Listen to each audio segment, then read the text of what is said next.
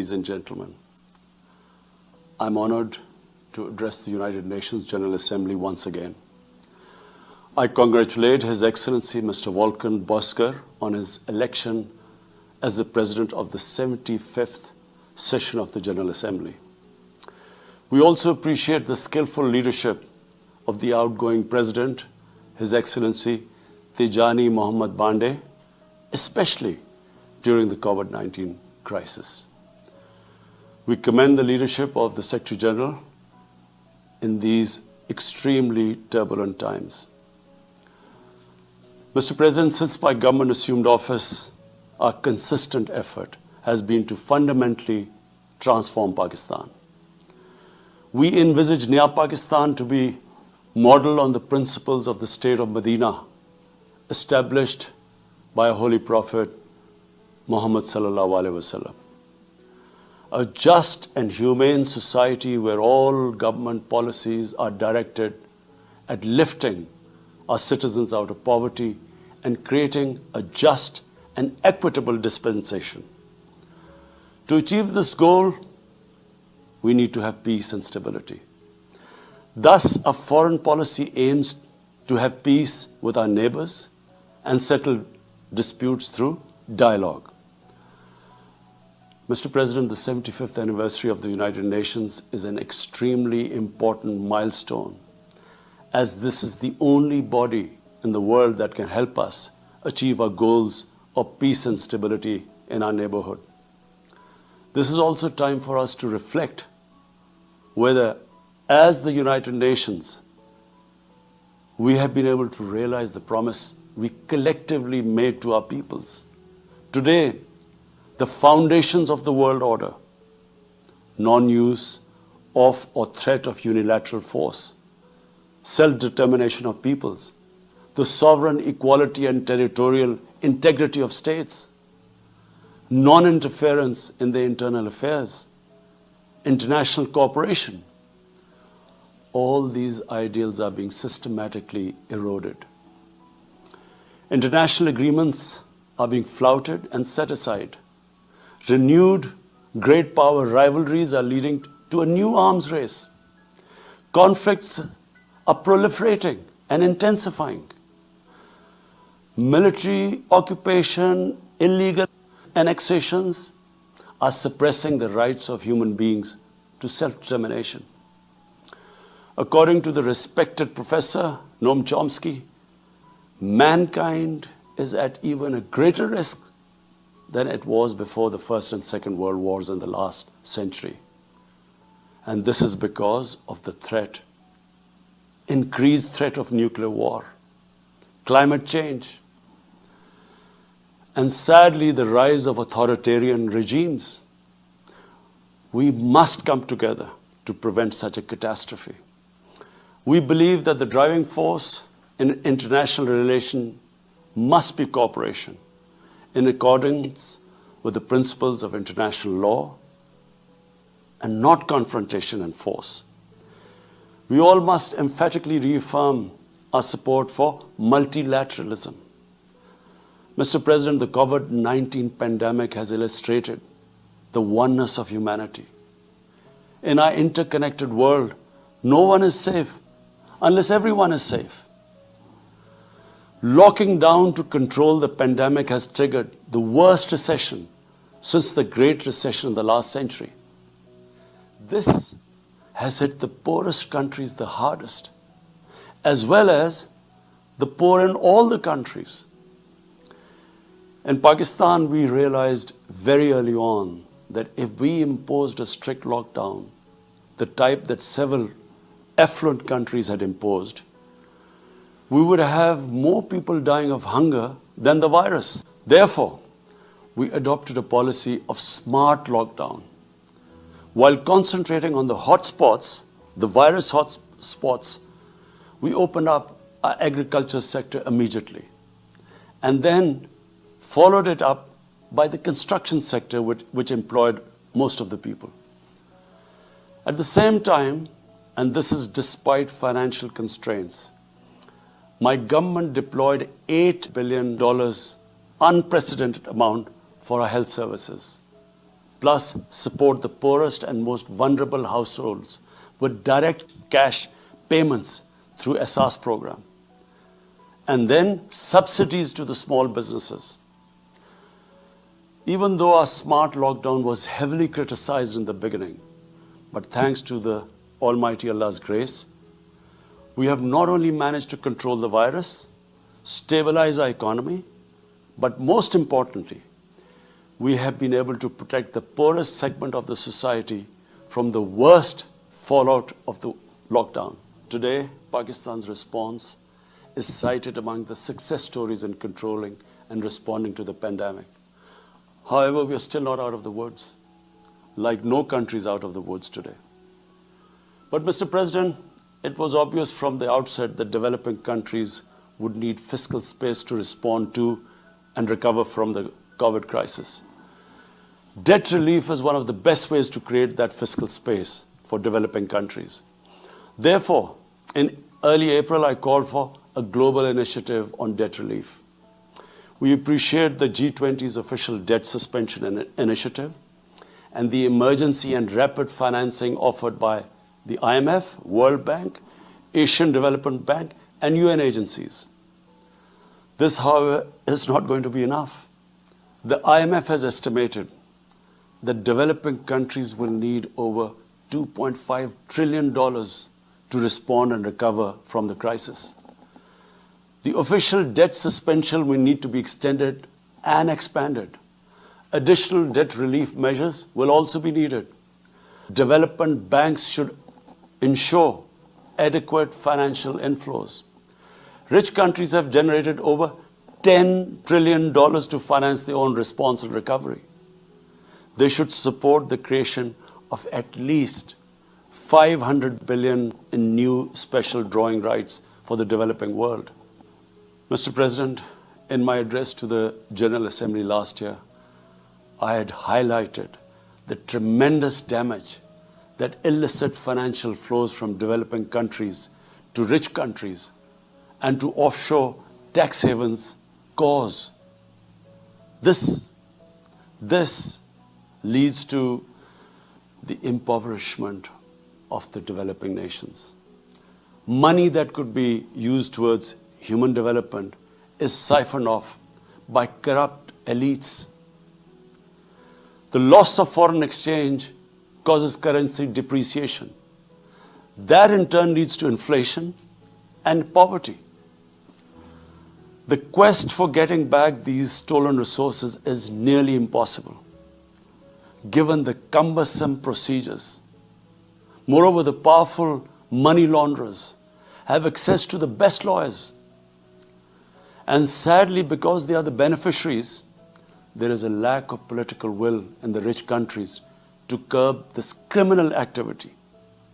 Mr. President, if this phenomena is unaddressed, it will continue to accentuate the inequality between the rich and the poor nations, and eventually will spark off a bigger global crisis, a far bigger global crisis than the present migration issue poses. The rich states cannot hold forth on human rights and justice when they provide sanctuary to money launderers, to their looted wealth.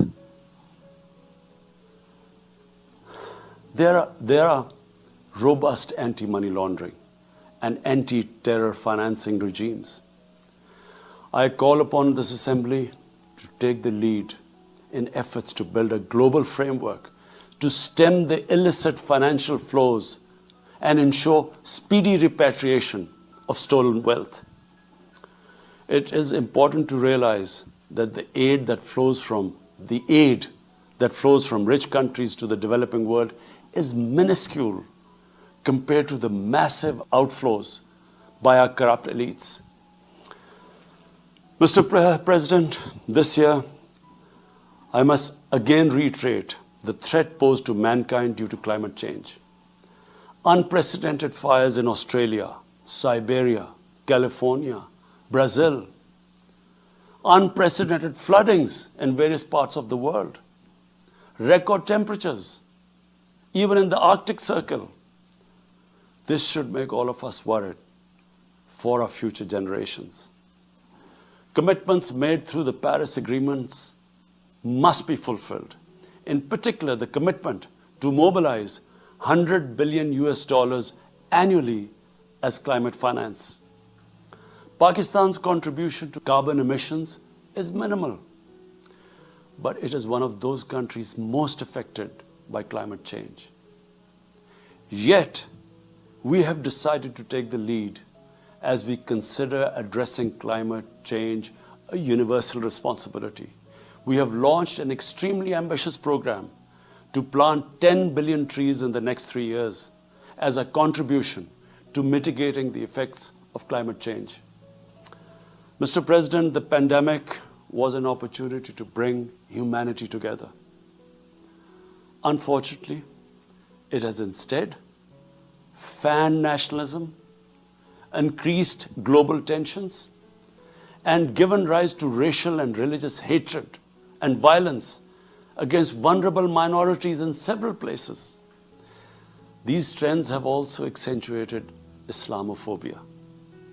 Muslims continue to be targeted with impunity in many countries. Our shrines are being destroyed. Our Prophet Muhammad sallallahu alaihi wasallam insulted. The Holy Quran burnt. And all this in the name of freedom of speech. Incidents in Europe, including republication of blasphemous sketches by Charlie Hebdo, are recent examples. We stress that willful provocations and incitement to hate and violence must be universally outlawed.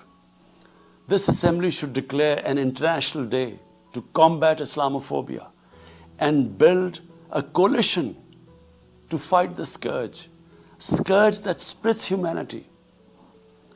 Mr. President, the one country in the world today where I'm sad to say the state sponsors Islamophobia, and that is India.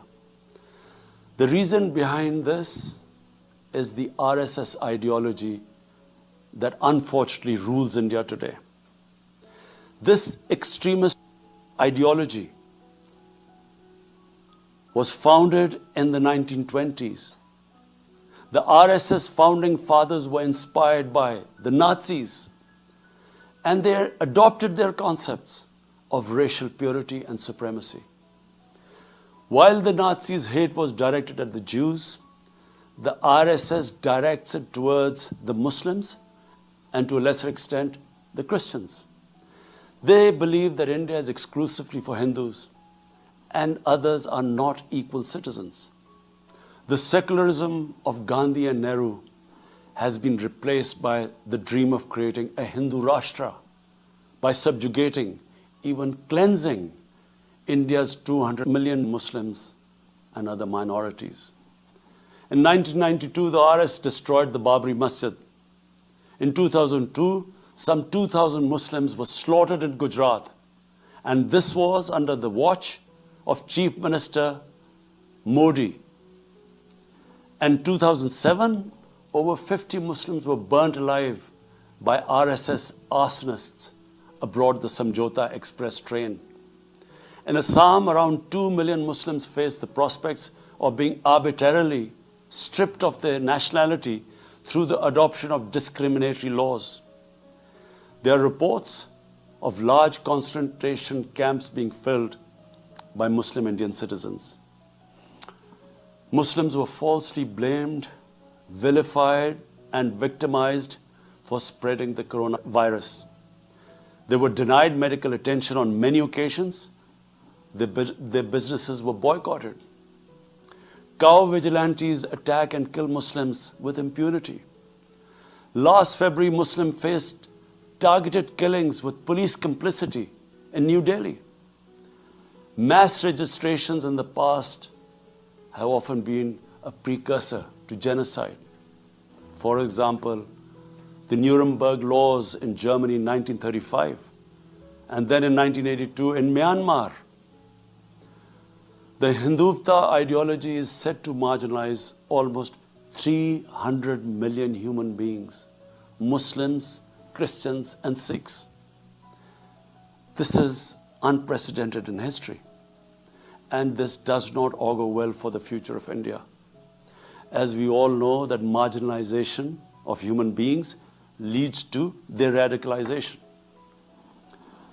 Mr. President, for over 72 years, India has illegally occupied Jammu and Kashmir against the wishes of the Kashmiri people and in blatant violation of the resolutions of the Security Council and indeed its own commitments to the people of Kashmir.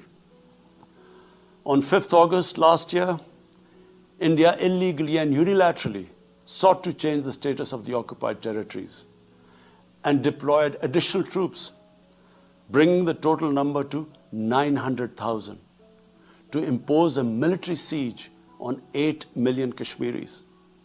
All Kashmiri political leaders were incarcerated. About 13,000 Kashmiri youth were abducted and thousands tortured. A complete curfew was imposed, accompanied by a total communications blackout. Indian occupation forces have used brute force, including pellet guns against peaceful protesters, imposed collective punishments, including the destruction of entire neighborhoods, and extrajudicially murdered hundreds of innocent young Kashmiris in fake encounters, refusing even to hand over their bodies for burial. The Kashmiri media and those daring to raise their voice are being systematically harassed and intimidated through the use of draconian laws. All of this is well documented in the reports of the United Nations High Commissioner for Human Rights, communications from the Special Rapporteurs of Human Rights Council, statements from human rights and civil society organizations. The international community must investigate these grave violations and prosecute the Indian civil and military personnel involved in state terrorism and serious crimes against humanity being perpetrated, I'm sad to say, with complete impunity. The objective of this brutal campaign is to impose what the RSS BJP regime has itself called the final solution for Jammu and Kashmir. To this end, the military siege is being followed by moves to change the demographic structure of the occupied territory. This is an attempt to obliterate the distinct Kashmiri identity in order to effect the outcome of a plebiscite envisaged in the UN Security Council resolutions. This action is in violation of the UN Charter, Council resolutions, and international law, particularly the 4th Geneva Convention. Changing demographic structure of occupied territory is a war crime.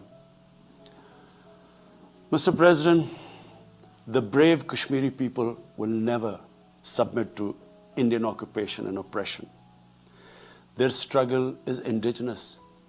They are fighting for a just cause, and generation after generation have laid down their lives to rid themselves of Indian occupation.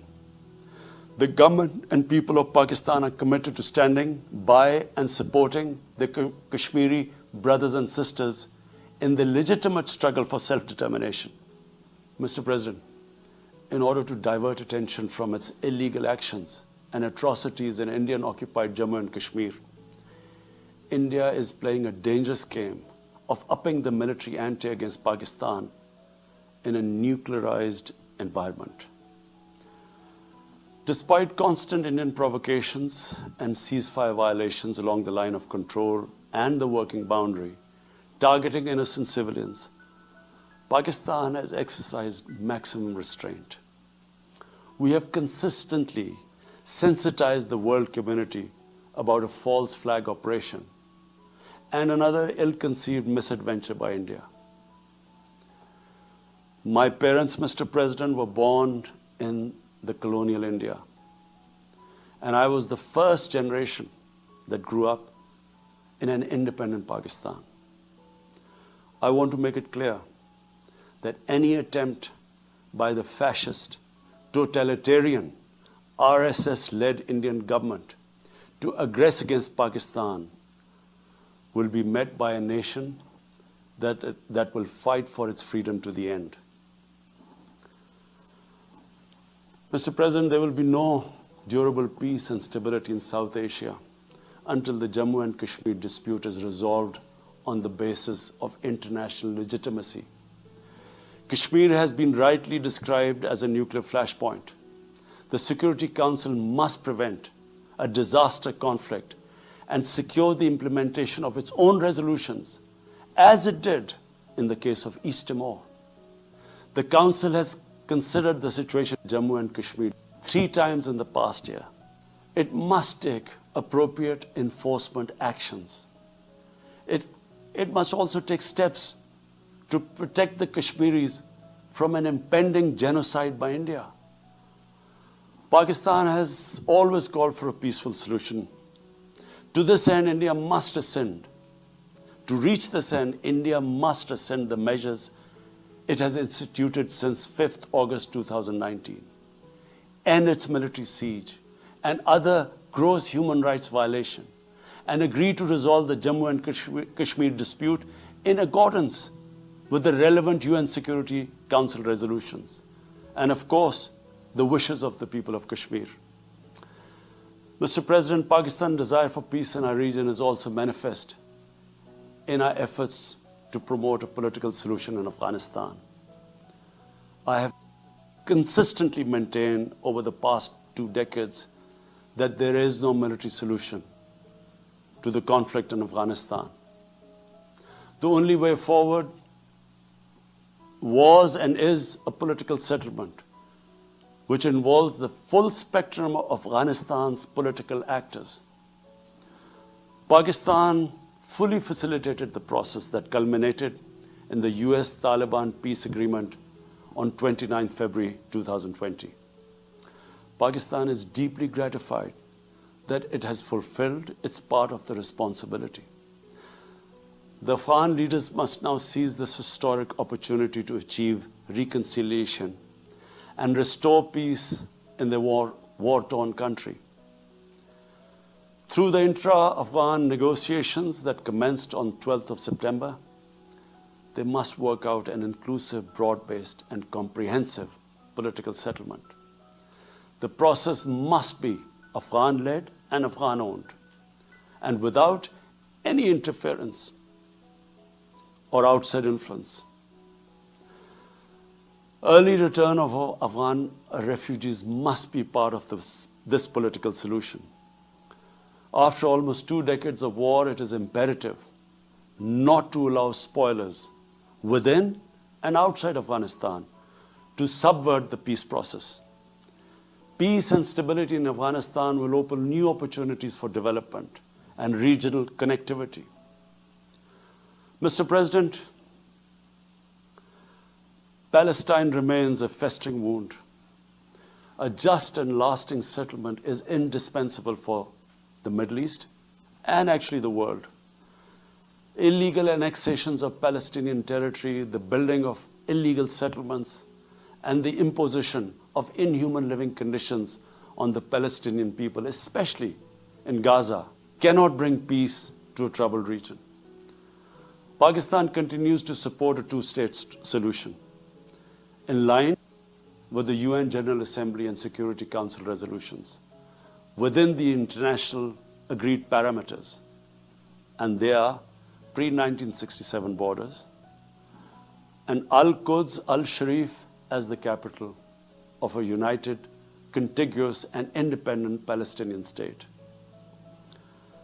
Mr. President, the United Nations remains the best legitimate avenue for collective action in managing international conflicts, fostering peace and security, promoting equitable development and addressing global problems. I urge the Secretary General to take the lead in preventing global conflicts.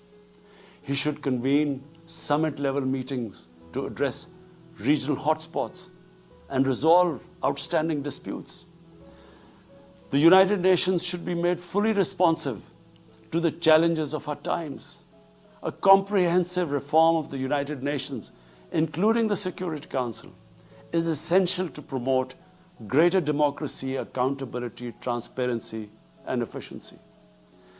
Pakistan will continue to participate actively in this process and endeavor with other member states to build a world where conflict is outlawed and equitable prosperity for all pursued in conditions of peace and security.